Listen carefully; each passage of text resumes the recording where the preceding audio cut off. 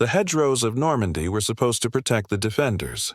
Thick walls of earth and tangled roots turned every French field into a fortress, and every road into a trap.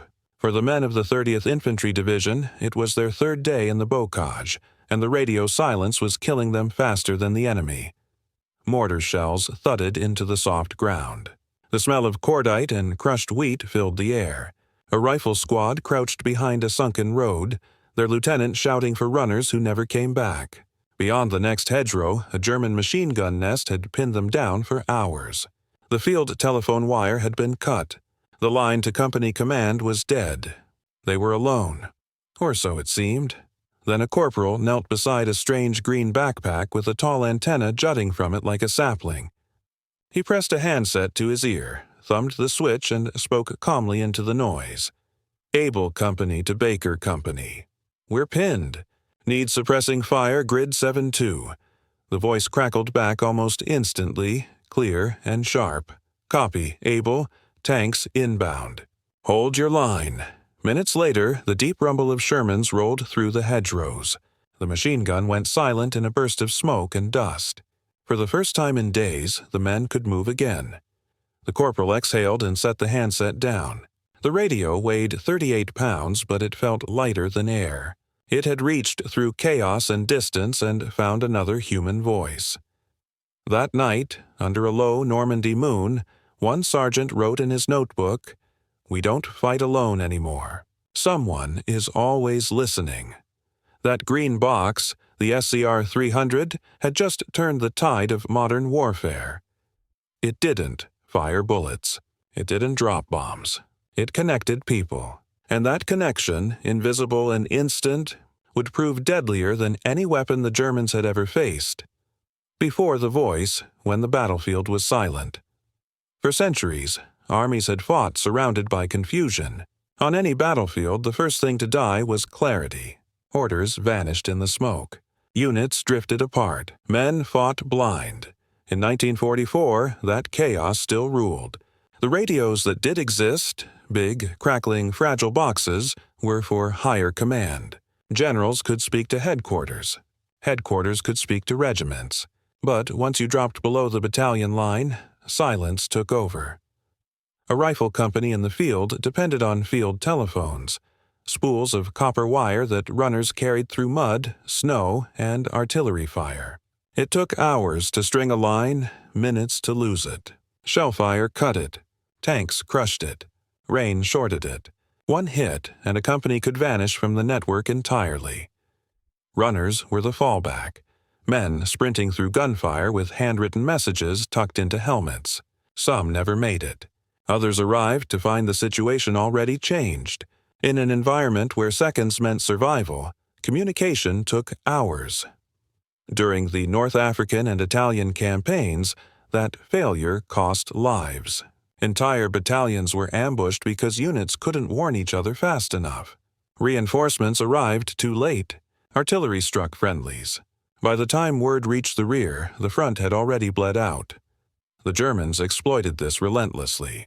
Their doctrine, Auftrags tactic or mission-type tactics, gave local commanders freedom to act instantly. If an opportunity appeared, a German platoon leader didn't wait for orders. He moved. Meanwhile, his American counterpart often waited for confirmation that never came. In Tunisia, at Kasserine Pass, that difference shattered Allied lines. A captured Wehrmacht officer summed it up simply. "You Americans fight well, when you can talk." The U.S. Army knew it. They could outproduce Germany in tanks, planes, and guns, but not in tempo, the rhythm of decision-making. Every wire cut, every delayed message slowed that rhythm. And in war, timing was everything. In 1943, the Army Signal Corps was already searching for a miracle. They wanted something light enough for a man to carry, powerful enough to cross terrain, and clear enough for speech. Not Morse code. But to do that required technology that barely existed. Most portable radios were enormous, 80 pounds or more, and operated on high frequencies that bounced unpredictably off hills and trees. The few man packs in use crackled with static and faded out after a few hundred yards. What the Army wanted sounded impossible. a two-way radio that could fit in a backpack, transmit several miles through forests or buildings, survive mud and rain, and deliver voice communication clear enough for commands under fire. It was more than a design challenge. It was a race against time. The invasion of Europe was already being planned, and without fast, reliable battlefield communication, any landing would turn into another Dieppe, brave men trapped and isolated on a foreign shore. At Fort Monmouth, New Jersey, and in a Chicago laboratory belonging to the Galvin Manufacturing Corporation, a small radio company better known by its brand name, Motorola, engineers began working day and night. Their prototypes had strange names, SCR-300, BC-1000, but the men building them weren't thinking about model numbers. They were thinking about soldiers crawling through hedgerows, shouting for help that no one could hear. Those engineers understood something profound.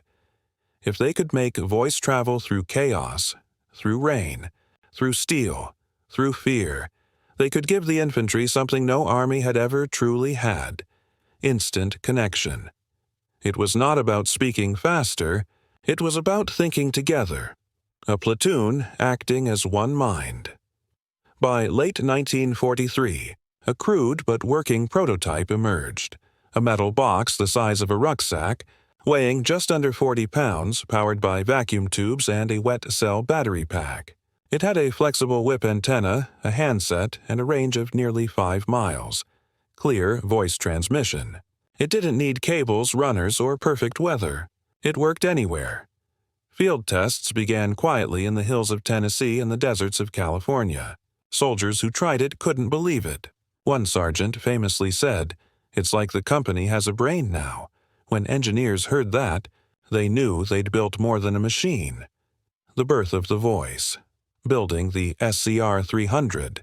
The laboratory that gave birth to the SCR-300 was not a grand military facility or a secret bunker. It was a modest, crowded workshop inside Galvin Manufacturing Company in Chicago, the small firm that would later rename itself Motorola.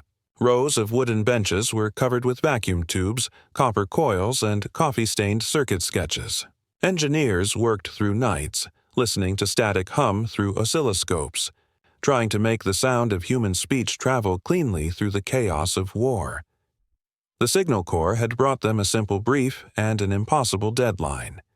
Make a portable field radio that talks in real voice, not clicks, and make it ready for the invasion. That meant designing a set that could survive mud, shock, and shrapnel. One a private could carry on his back and a sergeant could repair with a pocket knife. The challenge began with power. Batteries of the era were heavy, fragile, and unreliable in rain or cold. The team developed a new dry cell pack combined with a miniature wet cell to keep the tubes heated. It could operate for 40 hours, long enough to fight a battle. Next came range. Earlier backpack sets could barely transmit across a village. The engineers settled on a frequency band between 40 and 48 megacycles, a sweet spot where the signal cut through trees and buildings but didn't bounce wildly like shortwave. Field trials near Fort Monmouth proved it worked even in hills and forests. Then came voice clarity. Using a crystal-controlled oscillator and a new automatic volume control circuit, the radio delivered speech that sounded close to a telephone. For soldiers used to shouting into static, it was miraculous. One Signal Corps tester wrote, "It is the first radio that sounds like a man talking, not a ghost." When the first 10 prototypes were shipped to North Africa in late 1943, the Army still doubted they'd hold up under fire. They gave them to the 1st Infantry Division to test in the rugged hills around Bizerte. There, platoons used the new sets during live maneuvers. They walked into the field with their officers and, for the first time, could call to one another across miles of scrub. The reports came back glowing. Range, 3 to 5 miles in rough country, up to 10 on open ground. Reliability, excellent. Reception, clear as a bell. The engineers rushed to improve the design. Lighter metal casing, waterproof seals, and a simplified frequency dial soldiers could tune with gloved hands. By January 1944, the final production model was complete. A 38-pound backpack radio with a flexible antenna, handset, and chest microphone.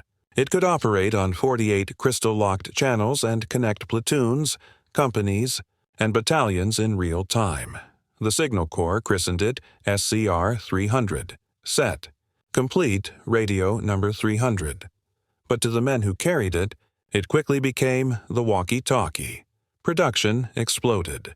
Motorola's Chicago factory ran day and night. Workers, many of them women, soldering, wiring, and testing thousands of units. Each set was checked by hand, tuned against a master frequency, and packed in olive-drab crates bound for England. By spring 1944, more than 50,000 were ready. They arrived just in time for Operation Overlord. In the weeks before D-Day, American engineers trained signal teams across southern England. Infantry platoons practiced using the radios during mock assaults on coastal villages. Tankers learned to listen for infantry requests instead of relying on flag signals. Artillery observers drilled on fast call-for-fire procedures. The effect was immediate. Units began to move as if linked by invisible nerves. June 6, 1944.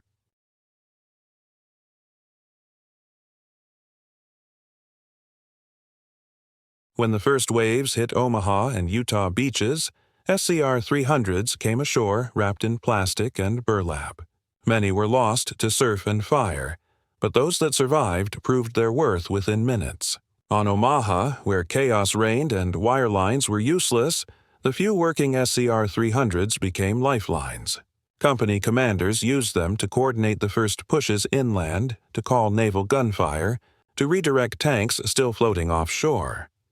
A Signal Corps report from D-Day captured the moment history shifted. Communication between companies was continuous for the first time under fire. Units moved not by whistle or runner, but by voice. By the time the beachhead was secure, generals had already made their decision. Every infantry company in Europe would carry at least 2 SCR-300s, the network of voices that began on Normandy's. Sand would soon spread across the continent. It was the dawn of instant command, the birth of the connected, the battlefield, the human network, when the battlefield began to talk. Before the SCR-300, a platoon in combat was an island. A hill, a hedgerow, or a burst of artillery could cut a company into fragments that might never find each other again. When bullets started to fly, silence fell. Not peace, but the terrifying silence of men fighting without contact, each group guessing what the others were doing. Then the radio came. The first time a rifle squad heard a living voice come through the handset in the middle of battle, it didn't sound like technology. It sounded like rescue. Able 1, this is Baker 2. We've got movement left of the road. Roger, Baker, I see them. Hold your fire till I call it.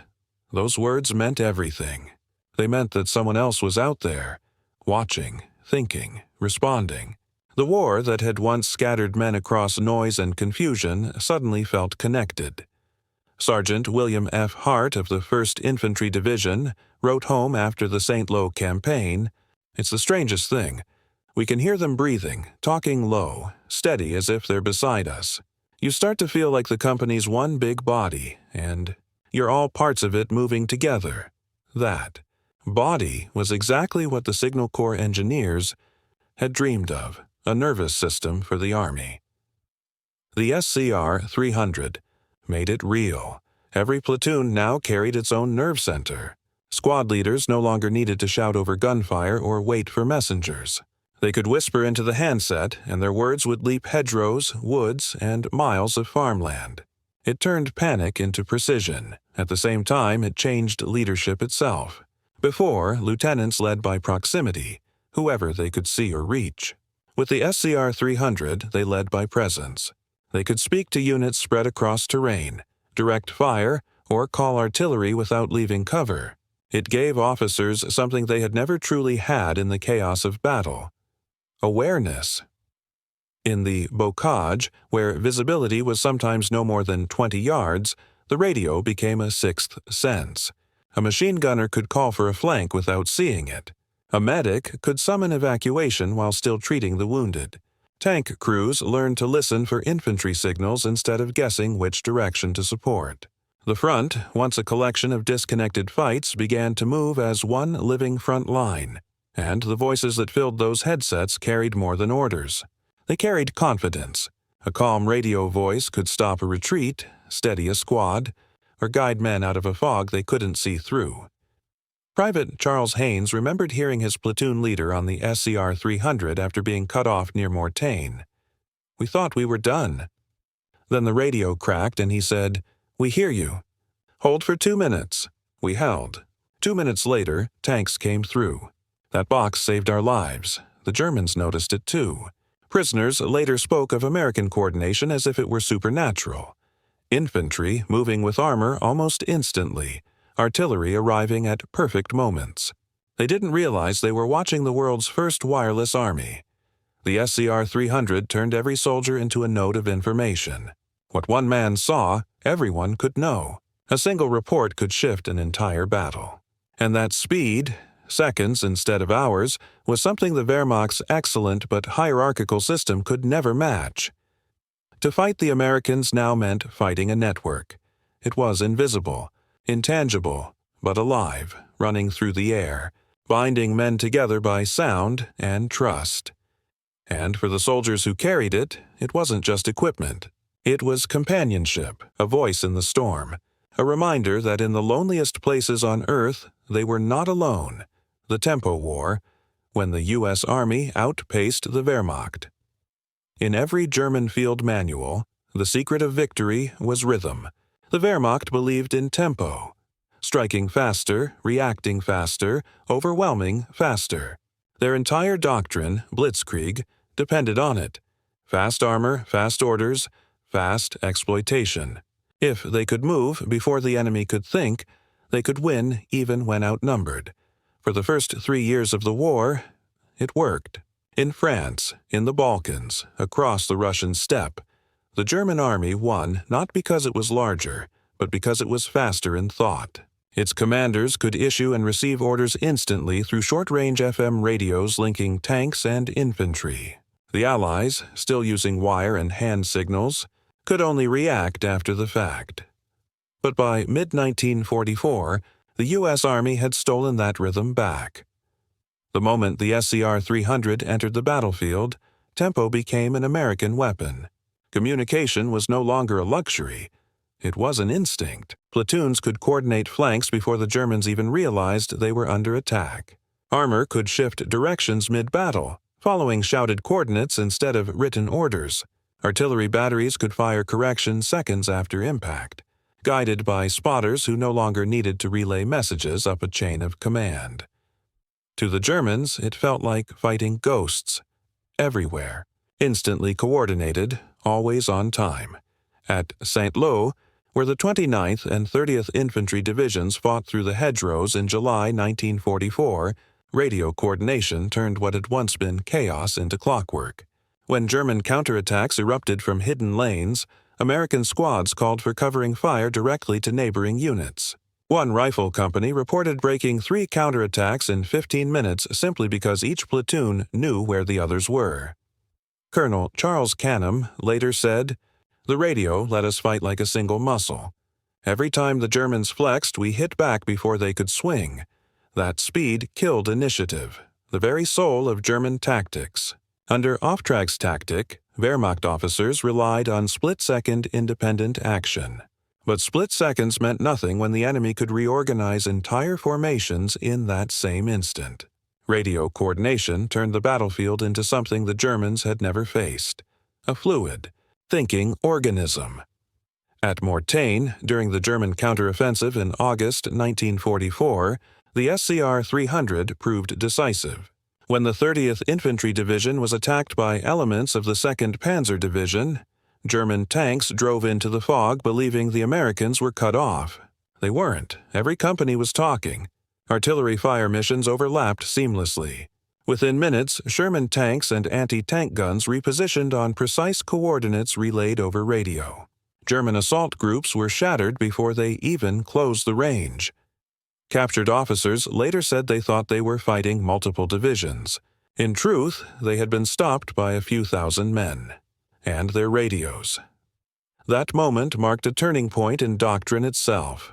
The SCR-300 had made horizontal communication between companies, platoons, and armor faster than the vertical chain of command. Orders no longer needed to climb up and back down. They spread sideways, organically, like electricity. For the first time, American units could act with the same freedom the Germans had once prided themselves on, but with even more speed and precision. They no longer needed to wait for hire. They were hire. Every man with a handset became part of a networked mind, and in war, whoever thinks faster wins. The Germans soon learned to fear that quiet buzz of American radio chatter. After-action reports mention intercepted transmissions that seemed to come from everywhere, all using calm, efficient voices, repeating coordinates, call signs, and code words. It was unnerving, a symphony of control under chaos. They tried to jam the frequencies, but the SCR-300's FM signal was resilient. Its short wavelength resisted interference. Its clarity didn't fade. What the Germans had once used to dominate now belonged to the Americans. Better tuned, better organized, better synchronized. By the time the Allies reached the Siegfried Line, the SCR-300 wasn't just equipment, it was doctrine. The U.S. Army had quietly adopted a new style of warfare. Fast, decentralized, adaptive, built on trust and communication. Where German command now stumbled through static and delay, the Americans moved like a single living system. One heartbeat transmitted through air. Lieutenant George W. Dean of the 35th Infantry Division put it best in his post-war report. We stopped fighting as separate squads and started fighting as one body. The radio was the nervous system. The Germans kept trying to break the bones. They never understood the body had already learned to heal faster than they could hit. By late 1944, the tide of tempo, that invisible rhythm of warfare, had completely reversed. The Wehrmacht no longer dictated the pace of battle. The Americans did, and that shift began not with a new weapon or tank, but with a voice in the static. Hurtgen Forest, when the voice became the only light. November 1944, the Hurtgen Forest, Germany. The rain had been falling for days. It mixed with smoke and pine needles, turning the forest floor into black mud that swallowed boots and blood alike. The trees were packed so tightly that even daylight couldn't find a way through. Men said you could hear the shells before you saw them, but you never saw anything at all. The Hurtgen was not a battlefield. It was a maze of ravines, wire, and mines, a place where artillery shredded entire platoons without warning. Maps were useless. Compasses spun. Units vanished into the mist, and when they called for help, there was only silence. Wire lines lasted minutes. Runners didn't come back. Whole companies disappeared, not from death, but from disconnection, except for one thing. The SCR-300. The men who carried it became the forest's lifeline. Each radio operator, the walkie-talkie man, was as valuable as an officer or machine gun. If he died, so did the company's voice. And so, through the mud and cold, they guarded those 38-pound packs like relics. The antenna was often the only thing visible above the foxholes, glistening with rain, trembling with the force of nearby explosions. When the 28th Infantry Division advanced toward the village of Schmidt, it walked straight into the teeth of a counterattack by German 116th Panzer Division. The fog was so thick that tanks were only shadows until they were 50 yards away. The Americans couldn't see them, but they could hear them, and they could talk. Company G of the 112th Infantry was nearly surrounded when Sergeant Leonard Kane's SCR-300 crackled to life. The voice was faint but calm. Able 6, this is Dog 1. I've got panzers in the trees east of the river. Coordinates 487-652. They're moving slow. Can you see them? The answer came almost instantly. Roger, Dog. Artillery on the way. Keep your heads down. 2 minutes later, the forest shook. The German tanks, hidden under the pines, vanished in bursts of flame and splintered wood. When the smoke cleared, the counterattack had stalled. A handful of men and one radio had saved an entire line. All across the Hürtgen, the same story repeated. Command posts buried in mud directed battles they couldn't see, guided only by the voices of small units fighting blind. Platoons reported casualties, ammunition levels, and target coordinates with the calm rhythm of routine, as if the invisible wires of the past had grown back, only stronger. Those voices became the heartbeat of survival. At night, when the forest fell silent except for the rain, radio operators whispered to each other just to know they weren't alone. Some passed quiet jokes, others coordinates, others prayers. In the morning, their voices guided artillery, medics, and supplies through terrain no map could explain. The Germans tried to listen in. Their intercept teams caught fragments of American transmissions, clean, precise, efficient, and marveled at how quickly those orders turned into action. They, too, were buried in the same darkness and fog, but their units had no such voice linking them together. Command orders took hours to reach the front. By the time they attacked, the Americans had already shifted, reinforced, and struck back. For once, the Germans, masters of coordination, were trapped inside their own lag. General von Waldenberg, commanding elements of the 116th Panzer, later admitted in a debriefing, "We could not understand how their infantry coordinated in that terrain. It was as if they had eyes everywhere, and a single mind. The secret wasn't eyes. It was ears." Inside the radio frequencies of the Hürtgen, the U.S. Army had achieved something Germany's generals had never imagined: real-time command at the platoon level. Orders, fire, and movement flowed as one. For the first time, war was no longer a sequence of disconnected fights. It was a continuous, thinking organism. That organism won the Hürtgen, not easily, not without cost, but with a kind of control that astonished even its own commanders. When the battle ended after 6 brutal weeks, the surviving officers agreed on one thing. Without the SCR-300, there would have been no victory, only silence. Colonel George A. Smith, Jr., commanding the 112th Infantry, wrote in his field log, "The radios are the only thing that worked. They were our light in the dark." In the black, frozen forest, where visibility was measured in feet and survival in seconds, it wasn't tanks or artillery that held the line. It was connection. The bulge, when communication beat momentum. December 1944. The Ardennes. Snow fell in thick, soundless sheets, burying everything. The roads, the wreckage, the dead. For the men dug into those frozen forests, the world had shrunk to the width of their foxhole and the sound of wind cutting through trees. Then, on the morning of December 16th, that silence broke beneath the thunder of German artillery. The Battle of the Bulge had begun. 3 German armies, more than 200,000 men, were pushing through the Ardennes in the largest surprise offensive the Western Front had ever seen. The plan was pure blitzkrieg. Hit fast, drive deep, shatter communication, and divide the Allies before they could respond. For a moment it worked. Telephone lines went dead. Runners vanished in snowstorms. Entire battalions found themselves cut off, their command posts overrun. But this time, the Germans had miscalculated. They weren't facing the 1940 French Army or the 1942 Americans in North Africa. They were facing an army that could talk in chaos. An army woven together by invisible threads of radio. When the shelling stopped and German panzers rolled out of the mist toward Bastogne, the U.S. 101st Airborne Division was already moving. Paratroopers who had barely unpacked from Holland were running new antenna wire, tuning their SCR-300s, and establishing contact with artillery, armor, and every rifle company in the sector. Within minutes, what should have been panic turned into coordination. Captain Harold Ringquist, a Signal Corps officer attached to the 502nd Parachute Infantry, later said, "We had no maps that made sense, no phone lines, and half the runners were gone.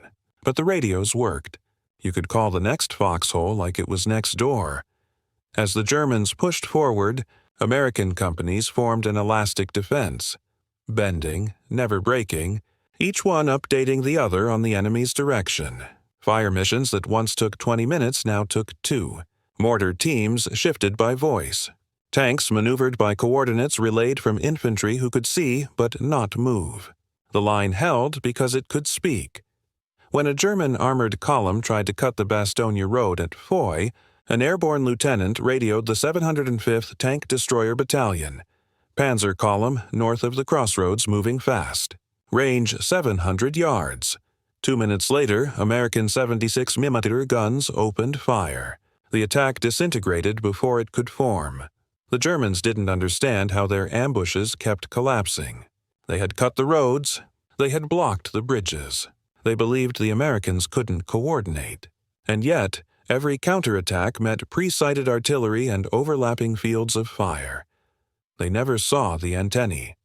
Thin, flexible whips buried in snowdrifts, or the men crouched over them with handsets pressed to their frostbitten faces. They never heard the steady voices calling through the storm, connecting an army that should have been scattered. Inside Bastogne itself, where General McAuliffe's headquarters was surrounded, the last surviving SCR-300s became lifelines to the outside world. When the Germans demanded surrender, McAuliffe's single-word reply, "Nuts!" was transmitted over those same radios to every company still fighting in the perimeter. The laughter that followed wasn't bravado. It was relief, proof that command was still alive, that someone was still listening. Even when the weather grounded aircraft and choked supply lines, the radios kept working. Operators improvised new antennas from barbed wire and rifle-cleaning rods. Signalmen strung wet batteries around campfires to keep them from freezing. And still, the voices carried. The Germans brought in intercept units, hoping to triangulate and silence them, but the SCR-300's FM signal, short, directional, and resilient, the SCR-300 had turned the American Army into a living machine, not of steel, but of information. When the weather finally cleared and the skies filled with Allied aircraft, the end was inevitable. The counteroffensive had been broken not by numbers alone, but by communication. In an army that could no longer be isolated, encirclement no longer meant defeat. The Germans had brought firepower.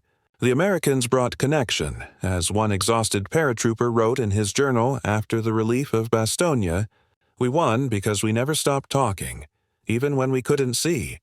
And that was the quiet truth of the Ardennes. The battle wasn't just fought in snow and blood. It was fought in airwaves. Every call sign, every frequency, every clipped transmission stitched the U.S. Army together until it became something Germany could not overcome. A force that could think as one, even when surrounded. The Wehrmacht had begun the war with lightning. The Americans ended it with voice. The invisible command, how the SCR-300 changed the nature of control. When the guns of Europe finally fell silent in May 1945, the U.S. Army began to count the material cost of victory. The tanks, the planes, the ships, the miles gained. But buried in the Signal Corps' final report was a quieter number, one that told a different story. 43,000 SCR-300 radios issued, and more than 80% still operational after a year of combat. That statistic meant something revolutionary. For the first time in history, communication had survived war itself. In the ruins of Germany, generals and engineers began asking a new kind of question. If a company could coordinate itself in real time, what could an entire army do when every unit was linked? The answer would define not just the rest of the century, but the very structure of modern command. The end of the silent army. The U.S. Army of 1945 was not the same organization that had landed in North Africa just 3 years earlier. In 1942, messages crawled through wires and messengers. In 1945, they moved at the speed of voice. Division headquarters could talk to regiments in the field, and those regiments could reach down to rifle platoons in seconds. The fog of war had begun to lift, not because commanders saw more, but because they could listen more. The SCR-300 had become the foundation of a new doctrine called continuous command, a philosophy that replaced the old stop-start rhythm of battle with an unbroken stream of coordination. Instead of giving a single order and waiting for reports to climb back up the chain, Commanders could now shape the battle as it happened, adjusting artillery, maneuvering armor, and redirecting infantry through the same shared frequency network. At every level, that instant link changed the relationship between leader and LED. Officers stopped thinking of their units as disconnected formations and started thinking of them as synchronized organisms. A division was no longer a collection of battalions. It was a single instrument with many hands. Lieutenant General Omar Bradley summarized it in one line after the war. Before the radio, a commander issued orders. After the radio, he conducted. From the foxhole to the Pentagon, the SCR-300 also changed how soldiers thought about information. During the war, a sergeant's shout carried only as far as his voice. By 1945, a private's observation, a tank sighted, a bridge destroyed, could reach division command in less than a minute. The hierarchy had flattened and information flowed both ways. The battlefield had become a network before the world even had a word for one. In Washington, this success did not go unnoticed. The Army Signal Corps submitted a classified report recommending that all future operations be organized around wireless voice communication, not as a support function, but as the nervous system of the military. The document predicted that the nation that controls the airwaves will control the field. It was more than prophecy. It was policy. By 1949, when the North Atlantic Treaty Organization, NATO, formed, its entire command architecture was modeled on the U.S. wartime system of radio integration, a direct descendant of the SCR-300 network. Frequency discipline, call sign structure, encryption methods, even the standardized handset design came from the lessons of 1944. The walkie-talkie that once linked platoons in hedgerows now linked generals across continents. And at Motorola, the engineers who had once worked in that cramped Chicago lab began sketching out a new generation of portable sets. Lighter, stronger, multi-channel. Their design sheets carried a simple phrase written across the top: "If it talks, it wins." The tactical revolution. What had begun as a technical project ended as a philosophical transformation. The SCR-300 had taught commanders that speed of information mattered more than weight of metal. It didn't matter who had more guns. It mattered who could coordinate them first. That principle, the triumph of communication over concentration, became the backbone of American warfare from Korea to the Persian Gulf. During post-war maneuvers in 1946, observers noticed something extraordinary. Units trained with live SCR-300s moved as if choreographed. Infantry and armor wove together seamlessly. Artillery adjusted fire mid-salvo, and entire exercises played out like orchestras instead of mobs. The after-action report simply read, "Command and control are no longer separate ideas." That was the hidden victory of the SCR-300. It didn't just win battles. It abolished isolation. The Germans had once owned tempo because they could act faster than their opponents. The Americans ended the war owning tempo because they could communicate faster. Every battle since has been an echo of that shift, from the jungles of Vietnam to the digital networks of today's armies. In the words of General Matthew Ridgway, the voice radio did not just change how we fought. It changed what we meant by fighting together. The war was over. The weapons were silent. But the voices, those calm, steady, confident voices that had once cut through shell fire, would never fade. They had built the world's first connected army. And from that moment on, every army that hoped to survive would have to be one. It too, from the walkie-talkie to the network, the birth of the information army. When the last SCR-300s were packed away in Army depots at the end of 1945, nobody realized they were putting the first nodes of a coming network to sleep. What began as a backpack carried by tired infantrymen, trudging through hedgerows, would become the ancestor of every command system that followed. From Cold War field radios to the encrypted digital webs that now tie satellites to soldiers, the device that soldiers nicknamed walkie-talkie had turned out to be something larger, the first personal node in a global communication. Web, the Cold War, the voice evolves. In the years that followed, engineers refused to let the silence return. At Fort Monmouth and Motorola's research labs, they dissected the SCR-300 and redesigned it for the next kind of war, one that would no longer rely on visible lines of battle. They shrank its size, hardened its circuits, and multiplied its channels. The next generation became the ANPRC-10, the first hand-carried field radio of the 1950s. Lighter, stronger, and tuned to link platoons to jet aircraft, tanks, and artillery across miles. Its DNA was pure SCR-300, frequency modulation for clarity, crystal control for stability, and simple, intuitive controls for men under stress. During the Korean War, those new radios proved decisive in mountainous terrain, where field telephones were useless and visual signals vanished in snow. American and UN forces coordinated bombardments, troop movements, and air support in real time, repeating the same miracle the SCR-300 had first achieved in Normandy. Commanders began calling it talking firepower. By Vietnam, the evolution was complete. The new PRC-25 and PRC-77 radios, direct descendants of the SCR-300, filled the jungle with voice. Every platoon leader carried one. Every airstrike, medevac, and artillery request began with a burst of FM static followed by human words. Those green boxes, slung over weary shoulders, were the great-grandchildren of the Motorola prototype built in Chicago in 1943. What they carried into the field was not just speech. It was the same idea that had broken the German counterattacks, the ability to act as one, even when scattered and unseen. From analog to digital, the lineage of precision. When the Cold War pushed technology into space, the military followed the same logic that had driven the SCR-300's inventors: control through synchronization. If a single soldier in 1944 could call support in minutes, then by 1984, a commander should be able to coordinate entire divisions in seconds. The answer lay in digital transmission, satellite relays, and encrypted packet switching.